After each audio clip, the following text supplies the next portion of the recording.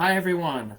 Today I want to talk about the law of attraction's psychological and spiritual harms. So I have a blog article I'm going to be working off of on my website lifeafterdogma.org on the law of attraction's psychological and spiritual harms. And before I get started, I'm Andrew Jasko. I help people heal from religious and spiritual trauma, transform their trauma into the place of their power. So if you're interested, I have a coaching program. Check it out on the link below. You can schedule a free session with me. Pretty soon I'm going to start charging for those. So the law of attraction's psychological and spiritual harms. Have you benefited from the law of attraction? Maybe you practice manifestation. This is a huge teaching in New Age and self-help movements. But there are many reasons to be suspicious of this teaching. Many reasons that we'll go really deeply into. And I want to say I believe it can produce certain benefits, and certain elements of it are helpful. But that's also the hook for the harms. I mean, there are also really dangerous tendencies I think we need to be aware of. And so my alternative that I propose is known as non-dual manifestation. I'm a non-dualist. I consider myself a spiritual person. So I think we can manifest in a way that aligns better with psychological health and science. All right? So let's get into it. There are so many different ways in which this impacts us negatively. So first of all, I want you to not think about an elephant, whatever you do, because this elephant is a very harmful elephant. If you think about it, it's going to bring the elephant down on your head. Boom! Okay, but that's what we're doing with the law of attraction psychologically. So if you have obsessive compulsive disorder or just obsessive thought patterns or maybe anxiety, don't be anxious. Just stop obsessing. Don't be depressed. Don't feel bad. Great idea, great psychological idea. That's what every therapist thinks, just stop that. Think positive thoughts, just change it. This is the exact opposite of how healing works, how psychology works, how therapists work. We should be authentic with our own issues and go into them, not try to repel them, not try to superficially change them. And the more we try to suppress our unpleasant emotions with superficial type affirmations and things like that, that's actually going to make them more real. It's known as suppression. It only increases it by pushing it down in the unconscious, and then it will find expression. It will manifest, so to speak, in your outward life. You just won't be aware of how it's manifesting. But it's really torturous. It's really harmful for anyone who has any kind of mental health issue, or just everyone with our normal issues. Trying to stop our pain, trying to alter it in this surface level way, really increases that cycle and then threatens you that you're going to be punished by it. You're going to be punished for it by the universe. So that's just one little thing. But so the background of the law of attraction. The law of attraction, which is also commonly known as manifestation, it's the cardinal self-help doctrine of many New Age, New Thought, and self-help movements. I mean, they define it as the central law of the universe. And so this doctrine claims a level of authority similar to that of a creator God. It's really that big. It's the center of how everything works in this spiritual and religious scheme. So it's accepted without question, really, by millions of well-intentioned spiritual seekers, because it's taught by so many spiritual leaders, as if it's just this spiritual law and we know it and that's the way it is. It's revealed with this divine kind of authority, like a sacred text. So the law of attraction promises health, wealth, happiness, and relationship, your dream spouse, to anyone who follows its teachings. It just so happens to align perfectly with marketing targeted to the major categories people statistically spend the most money on. Isn't that something? I wonder why that is. So abundance is a good thing. Like, I think we should actually want and go after these things. I believe we should strive towards a mindset that enables us to cultivate abundance, to get health, wealth, happiness. But there's a lot being neglected here, and there's something being manipulated here. So the law of attraction teaches that your thoughts and emotions create reality. There's a slogan that's used, like attracts like. And you are totally responsible for everything that happens to you, good and bad. So the law of attraction creates an air of credibility, its teachers, by combining different elements of different spiritual teachings and philosophies like Hermeticism, and appealing to quantum physics and neuroscience. It uses the language of spirituality, quantum physics, and neuroscience. It says energy, vibration, quantum field, neuroplasticity. So it adds an air of legitimacy to the teachings. And that's not necessarily a bad thing, but it doesn't really accurately represent these concepts or substantiate them necessarily. So it teaches that the universe responds to your vibrational field, the field of your emotions and your thoughts, by matching it and bringing into your life an experience equal to the frequency or to that type of thinking and feeling, draws it into your quantum field. So it is quite possible and even likely that human consciousness and our intentions powerfully impact reality and even create it in ways that might seem magical, because consciousness is inseparable from matter. And our thoughts and emotions and intentions are powerful. And if this is the case, this necessarily means that physics and neuroscience are intertwined with human consciousness. However, it doesn't mean that they're intertwined in the way that the law of attraction claims they are. It doesn't mean that we should accept it in that way. So many people take consciousness and our thoughts and emotions seriously without subscribing to the law of attraction. For instance, transpersonal psychologists, many modern scientists who subscribe to non-duality or philosophical idealism, parapsychology, mysticism. Psychologists like Carl Jung, he brings in the theory of the psychoid, and what is it called? Meaningful coincidences, synchronicities, that's the word. So there are all these ways that people have thought of dealing with these things that have nothing to do with the law of attraction. So just be aware of that people who are preaching this as if it's some kind of a revealed knowledge, it's an inherent law that you need to accept as a spiritual person, not the case. Many people disagree. So the law of attraction is harmful for many different reasons. But it teaches that basically most people going through life are victims of their circumstances. They go through their life helpless because they're unaware of how their negative emotional and mental states generate their cycles of suffering. So the law of attraction promises salvation to the suffering soul, because you have the power now to change your reality as you wish it to be by simply combining positive thoughts and intentions with positive emotional states and eliminating your negative thoughts and emotions. Easier said than done. And in this system, action is an afterthought. So what makes the law of attraction is not taking action, but it's understanding the mystical connection between your thoughts and the universe. So the key to a victorious life, these gurus say, is practicing law of attraction meditations, chanting affirmations, drawing visioning boards, and attending their really expensive conferences on the law of attraction.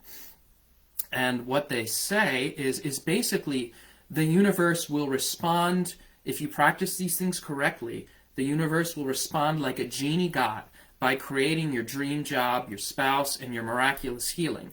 All you have to do is really think and believe. The action, they'll say you have to act, but that really isn't the key to this doctrine.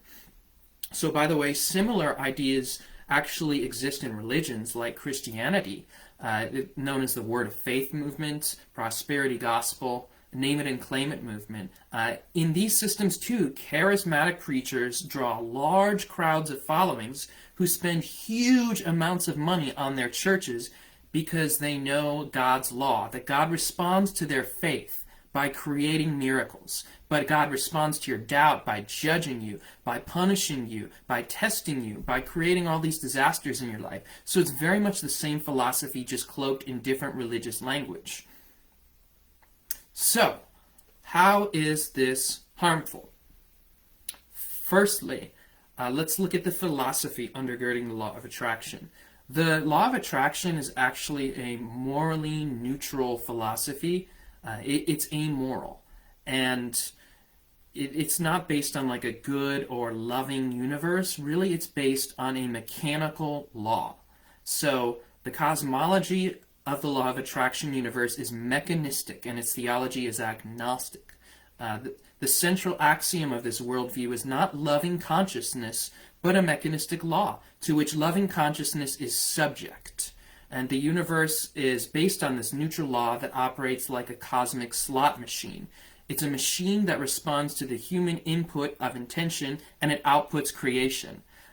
So really, loving consciousness and the law of attraction are in some ways mutually exclusive. They're very different ways of approaching how reality works.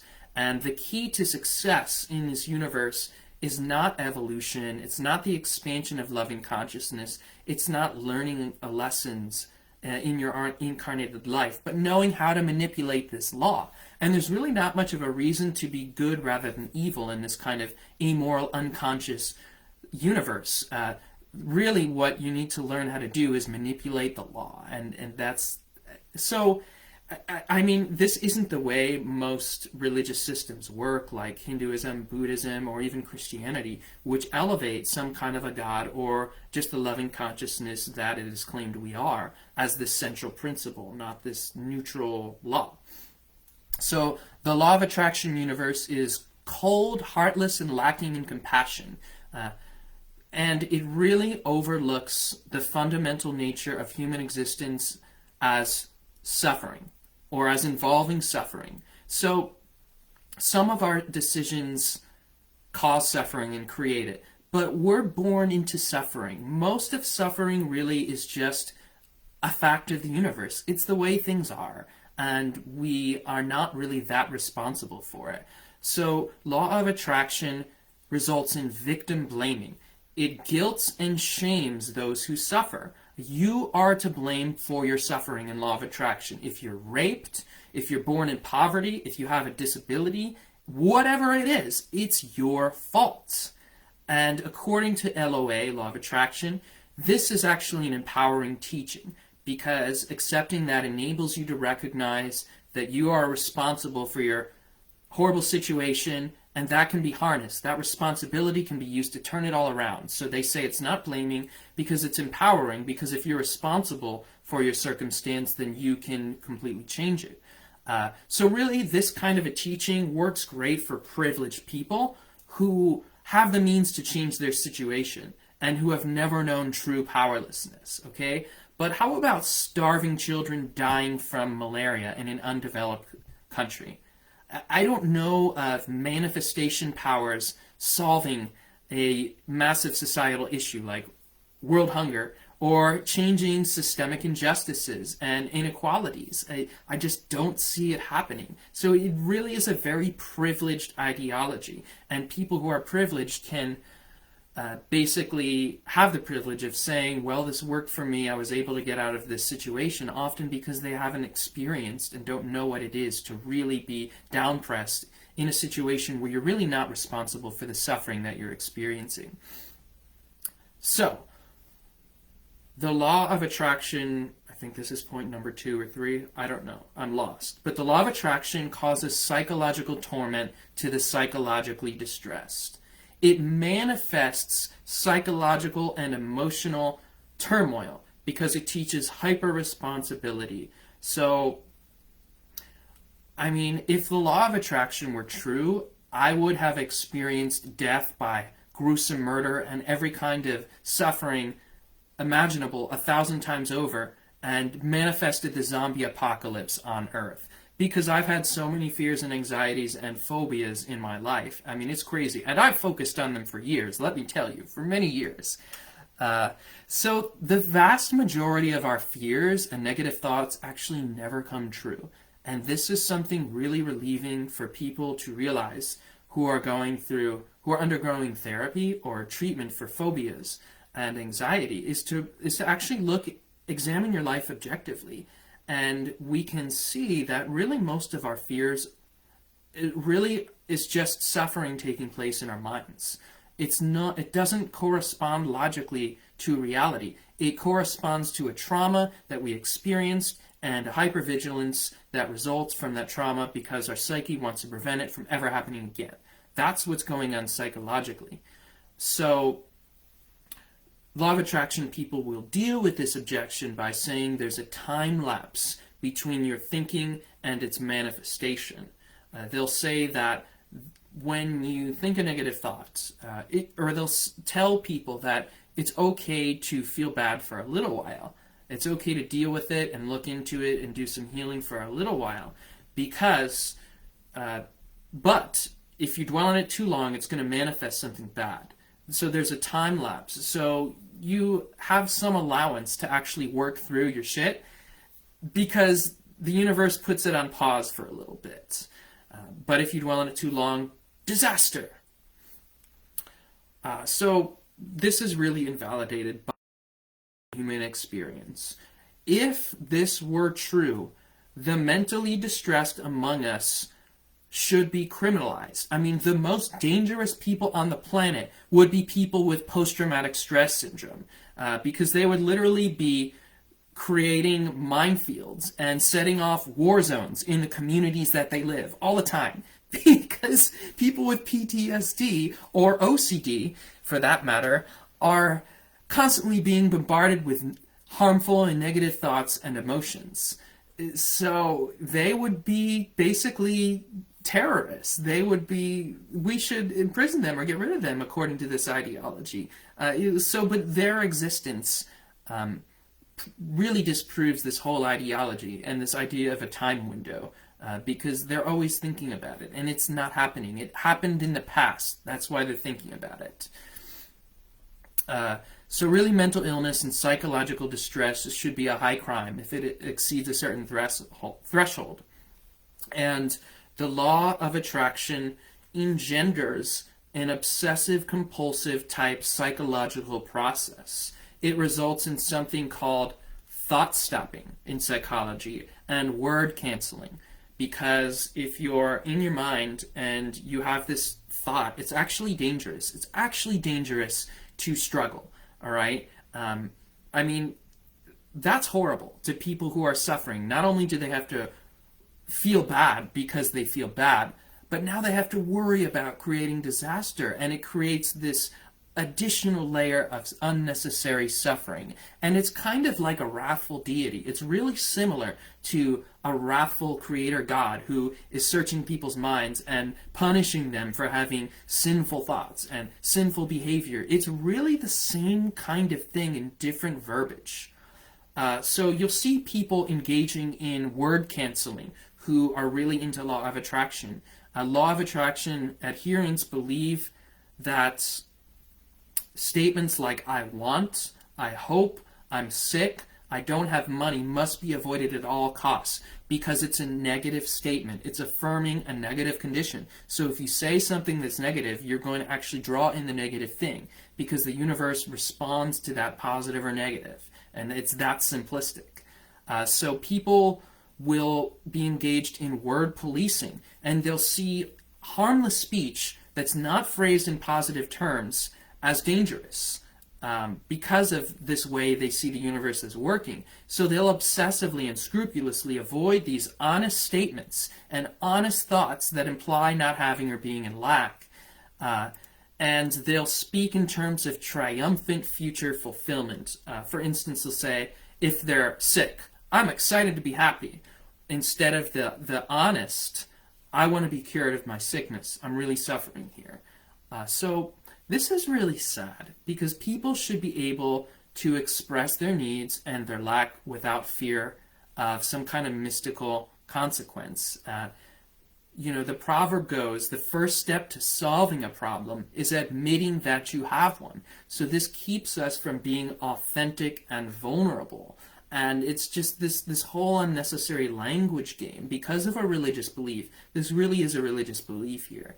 It's okay to say that you have a problem, okay? It's okay to not feel victorious and to not BS yourself or BS other people. And, oh, I'm happy, this is all good, even though I feel horrible. Okay, so another area, spiritual bypassing and valencing of emotions as good and bad. Law of attraction actually results in spiritual bypassing because it teaches people to deny and suppress their so-called negative emotions through a spiritual ideology and ritual. So it bypasses the human condition of suffering. Spiritual bypassing is anything where you use something to really, where you use spirituality in a false way to escape an element of the human condition. So this is a spiritual bypassing ideology. And again, it actually strengthens and prolongs negative emotions because it neglects this festering wound that's underneath the issue that you're dealing with. It neglects the trauma by just saying it's all good, not a problem, I can just shift to positivity and transcend this. And it calls emotions positive and negative. I mean, this is a very simplistic understanding of emotions. Really, all emotions are valuable and necessary for psychological health, and we need to have the full capacity to experience the full range of emotions, hurtful, painful, and pleasant, and positive. And because emotions communicate useful truths, emotional truths about our state of being and how we relate to the world. So actually, being real and authentic with our emotions and our suffering is the only way to heal. And trying to change your uncomfortable emotions, trying to get rid of them, is the exact opposite of the therapeutic process of healing. Because every time you stuff down your emotion or try to escape your emotional experience, you are cutting off the part of yourself that is involved within that experience. You're actually cutting off yourself from yourself. It's a disintegrating and fragmenting approach to your emotions. So the way that healing works is we're honest with our distress. We listen to our emotions. I feel angry. I feel even murderous. What's underneath that? What is that emotion communicating to me? Maybe there's a trauma there, or maybe there's a boundary that I'm angry about that's been violated, so I need to address it. So these negative emotions are not negative, they're actually healthy and necessary. They can be prolonged and we can get stuck in them, and that's not healthy in itself. But in order to change them, we need to deal with them seriously. We need to listen to them. If we actually want to shift out of these states of, say, depression or even suicidality, we need to examine underneath the hood and get real about it, not just try to make it go away. That will only increase the distress. So it is safe to deeply feel profound negativity. It really is. You're safe in the universe to feel horrible. It can be harmful to your life functioning if it's overwhelming and if you don't address it. But it's happening for a good reason. And if we feel positive all the time, that's also not good. The positive emotions are not always appropriate. Okay, so if you are in an accident and your life is in jeopardy, if you're feeling all blissed out and grateful and awesome and happy, your life is endangered. That can be a really inappropriate emotion to feel. You want panic at that time. You want to feel fight, fright, or fleas. And you want to feel uncomfortable because that's what you need to survive, okay? So every emotion has its place. And this is a really superficial kind of positivity anyway. You don't really get positive unless it's a deep inner healing, and that your external reality, your emotions, are a reflection of your healing work and what's happening inside of you. So, and it's interesting, whenever I tune into spirituality through a spiritual practice, like meditation, or plant medicine, psychedelic entheogens, and into my deep self, I'm really surprised by the invitation I feel to really feel my authentic, true feelings, to be my most authentic, vulnerable self, and to learn that I'm still deeply loved, that the universe or nature or humanity has still got me in some way, that I'm still held, I can still accept myself as I'm feeling horrible, as I'm bringing this thing. So the healing processes in nature work this way too, of actually being real and honest and vulnerable, and that's where the healing can enter in.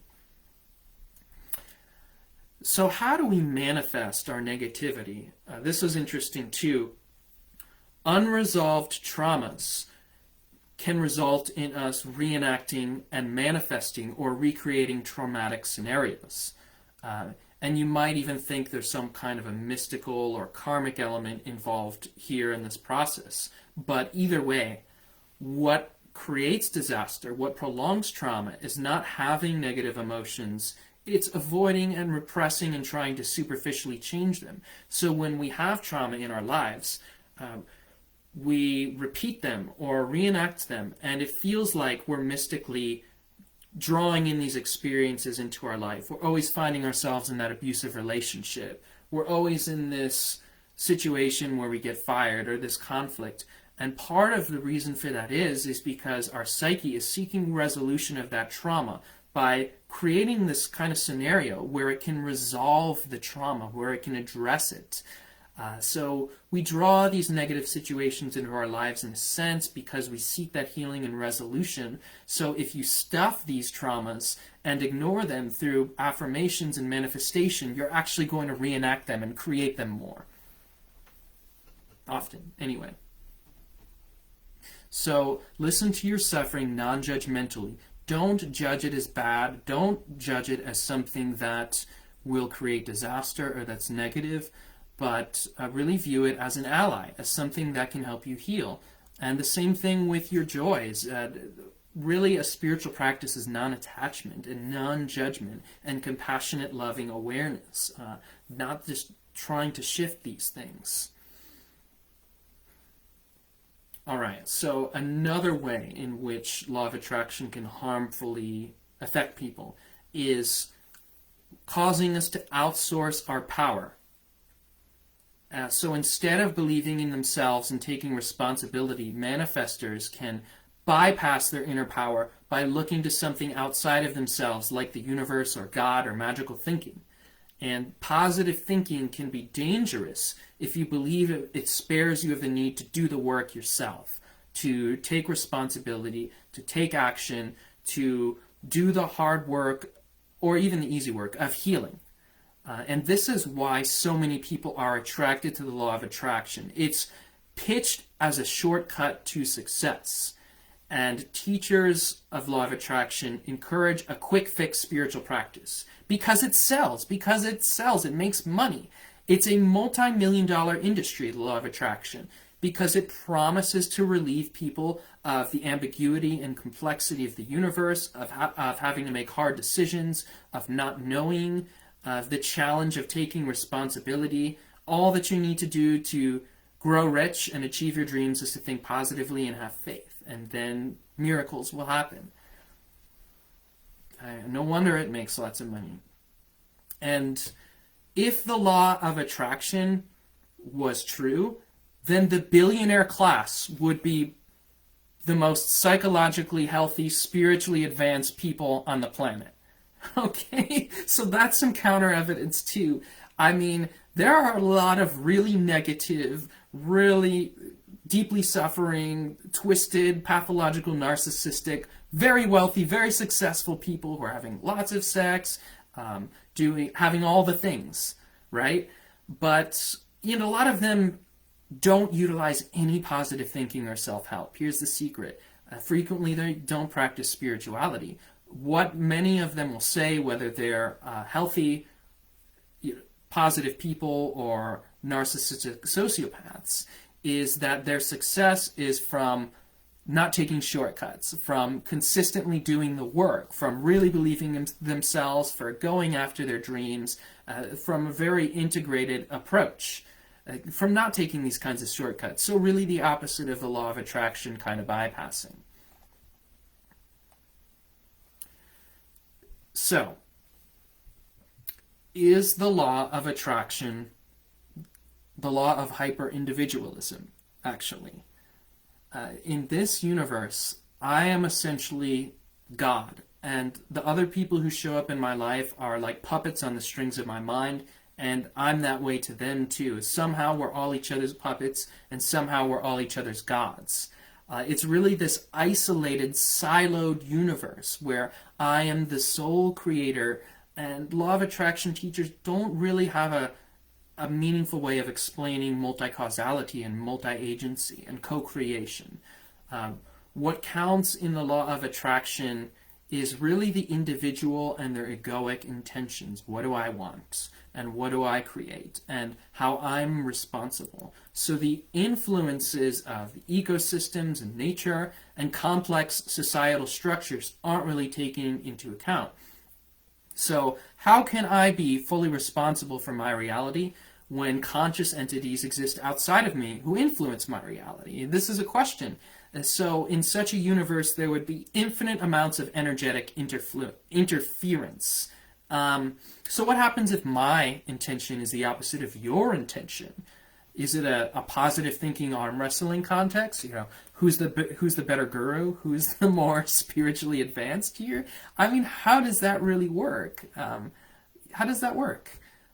I don't really know. There's no answer for this.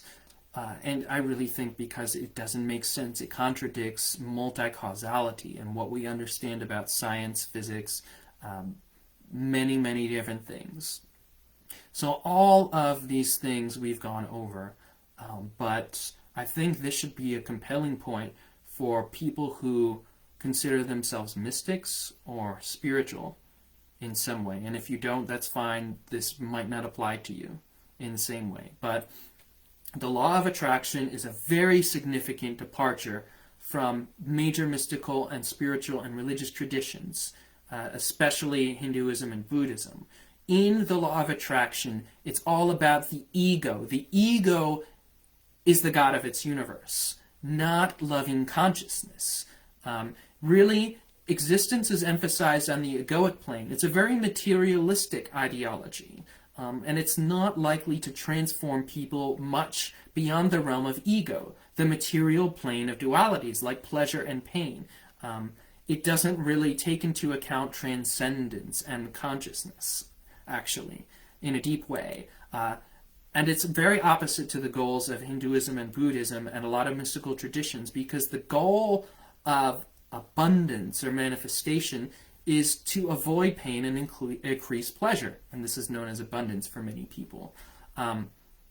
So if it really doesn't emphasize these unitive transcendent realms and the full spectrum of dualities, it's all about aversion and craving, actually. Pain and pleasure, having what I want, and not the unknowable, the transcendent, our connection to the rest of reality.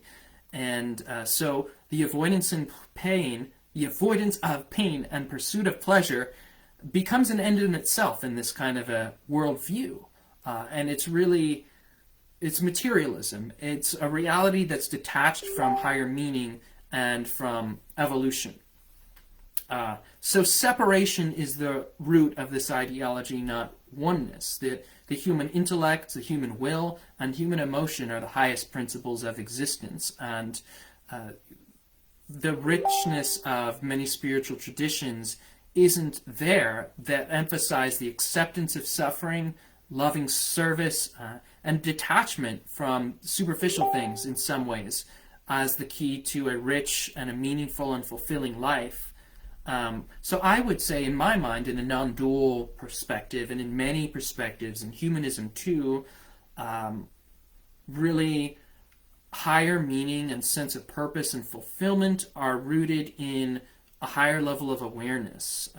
The awareness of non-separation, our connection to the rest of humanity, our soul purpose, our soul growth, our soul evolution, our individuation, rather than the egoic realm of achievement, what I want, what I need, these things. They're important, they're great, but they're not the full picture. So non-duality has the capacity to take us beyond the separate self, our sense of I, what we want, what we need, and bring back transformational perspectives into our physical egoic experience. So non-dual manifestation is my proposed alternative, and I think it accounts for some of the partial truths in law of attraction. It's about partly connecting to the transcendent and also the transcendent immanent, or the divine within. So having these experiences of the whole and unity, and then integrating them into our egoic material lives. So I think there's some validity to manifestation in a humanistic materialist mindset too. Affirmations, vision boards, and meditations can be powerful and help us to shift our states. It's not always healthy to be stuck in negativity. And this can be very helpful for people who are chronically stuck in, say, depression, to remind themselves to be grateful, to really think about what they want out of life, to envision it, to look at it in the mirror and to go for it. It can help us. Shifting our states can help us, as long as that's not the only thing that we're doing, and as long as we're also really addressing our problems. Okay, but that doesn't just have to be through the law of attraction. You can do this in other ways too. So there are many other principles at work in the universe, and I would say the highest principle is not a law, it's not a principle, it's being, it's consciousness, it's, you might call it divinity, it's this essential loving nature, or our shared humanity, our connection to all that is, I would say, and the love that comes out of experiencing that. So according to non-duality, everything is irreducibly and mysteriously interconnected in nature and in the material world. And we're always creating, and we're always being created. This is co-creation. There's an infinite number of factors involved. We can never totally figure it out. I mean, the universe blows our minds away and our understanding away. So really, creation is this constantly unfolding thing that we are the creators and we are the being created. You might use the religious metaphor, God. We are the creation of God and the creating of God. So really, this universalizing kind of way of thinking is really kind of authoritarian. It's kind of, it's really this modernist, not postmodern. It doesn't account for the postmodern critique. It's saying this is the way reality is, and it's the only way to view it. It's a very flattening worldview. It really, this law of attraction thing, I think it's very reductionistic, and you could even call it idolatrous. It bends and warps this infinitely complex reality to fit into this tiny little box and calls that spirituality or God, and you could call it idolatry if you want to. So, in non-dual manifestation, I like to use words like alignment, connection, because all of reality is one. The practice here is to align with our true selves, with our spirit, or our consciousness, or our hearts, or our authentic being, and also to align with the greater whole, with humanity, with nature, with consciousness. And in that way of thinking, the consciousness in me is the same essence as the higher power outside of me. So by going inward, we're connecting to the outward, and by going outward in a deep way, we can bring that into the inward as well. So through this alignment we find in connecting with our essential nature, we can experience flow states.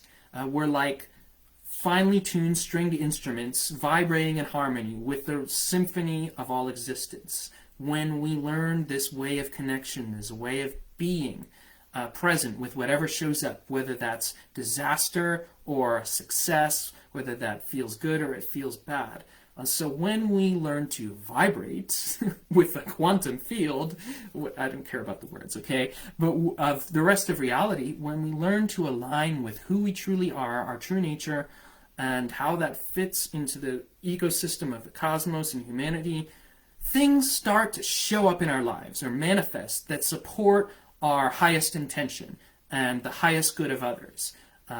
And this is how service happens. This is what spirituality is about. It's about that connection, about connecting to that core love in myself and in others, which I can't understand necessarily, and I don't even know. I don't even know what my ideal intention is. What I think is best for me might actually be harmful to my evolution as a person. We often benefit the most from our tragedies and hurtful experiences in life. So things start to manifest and show up in our lives when we're in tune, when we're in alignment, when we're living and showing up in authenticity and loving service, and in that kind of awareness. So there's almost a glitch in the matrix here that enables us to flow and bend the material realm, if you're into this non-dualism, which is our intuitive spiritual connection. That's the glitch. It's really alignment. It's connecting. It's receiving. It's flowing. So the way I like to set really powerful intentions that influence reality is to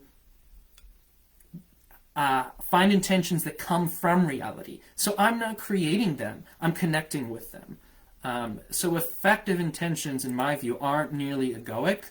They're not just what I think I want, what I need, but they're also intuitive. What I actually need, what is actually best for evolution itself, mine and others. So the universe isn't like this divine Santa Claus that we just come to with our materialistic needs and wants and manifest all that. We really don't know what we need in an ultimate sense. Our minds are very small. We can't comprehend the whole picture in our thinking mind, but we are connected to the greater whole and the flow and the evolution of all that is. So how we can align with that is downloading, what people refer to as downloading, which is really connecting experientially to other people, to nature, to other things, and learning from it, and an inloading, connecting to what's inside us in a deep way, to what people call our spirits or our hearts, or really our authentic self, instead of our self-centered cravings. So our ego's not always in touch with our deepest needs, but our hearts and our spirits are kind of there. They're kind of in this deeper place of knowing. And this is an experiential truth. So I don't expect people to buy this necessarily, but it is really tends to be shared. There's a lot of consensus among traditions and people who really probe mysticism and contemplation and connection with nature in these ways. So what I'm describing really relates to death, which is that life often produces the exact opposite of what we intend and want, good and bad. The universe can crash and crush our dreams, our firm intentions, with tragedy, disease, and misfortune. I mean, we all know what it's like to be firmly focused on a goal and to have complete belief and intention, totally set, I'm going for this, I'm going to get it, and then to have it all crashing down before our eyes through no fault of our own. You know, life happens. So even the most advanced spiritual healers experience disillusionment and disappointment, and they get sick and die in spite of all their visions and prayers and manifestations. So the universe, we want to be able to practice abundance and intention setting and manifesting and all that. But the flip side of the same coin, really, it's the same reality that LOA can cut off, is death, is really disintegration, letting go, and dying. And this is part of non-dual manifestation and the universe itself.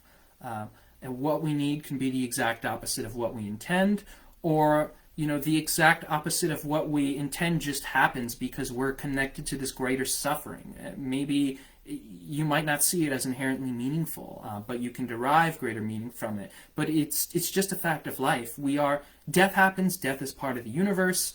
Life is tragic as well as triumphant. So it's just as important to be able to let go of what we intend to manifest entirely as it is to manifest. So we don't want to be attached to our manifestations.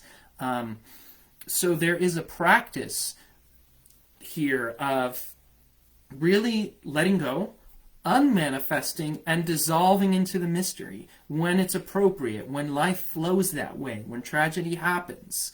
Dying is an important part of life in the scheme of our spiritual development. We need suffering, disillusionment, and pain to evolve and to manifest the greater purpose of existence and our personal life purpose, our sense of meaning, just as much as we need success and triumph and pleasure. So really, manifesting and letting go are one and the same reality. They're two sides of the same spectrum, and we shouldn't have an ideology that cuts off or overly emphasizes one or the other. They're part of this ebb and flow of life and death in evolution. And I would say LOA lacks the practice of death. So, that long speech, that's most of what I think about the law of attraction. Again, maybe it works for you. I'm not saying you should stop what is helping you, but for many people I know who manifest, they have been suffering for years and years and years with this mental torment of being terrified of creating disaster in their lives and of not getting help and of not healing and not living in balance because of this ideology. And they're attached to it because they see some benefit from it. So it's really, the benefit is almost part of the harm here, because it can get people entrapped in this ideology. And I really think it's an unnecessary ideology. I really think there's a way in which to live our lives and to really access abundance, to really get these things, to really go for them, to focus on them, to shift out of our negative spaces when we're too stuck in them. But that also comes through letting go, through connecting to something deeper, love. So I hope this has been helpful. If you are interested in my work, look at this article, which I went through the whole thing at lifeafterdogma.org. Again, I am a coach. I help people heal from spiritual and religious trauma and transform their trauma into the birthplace of their power and really connect to that deeper place so they can get in alignment and on track. So you can sign up for a session on that Calendly link there or on my website. I love you. Enjoy the rest of your day.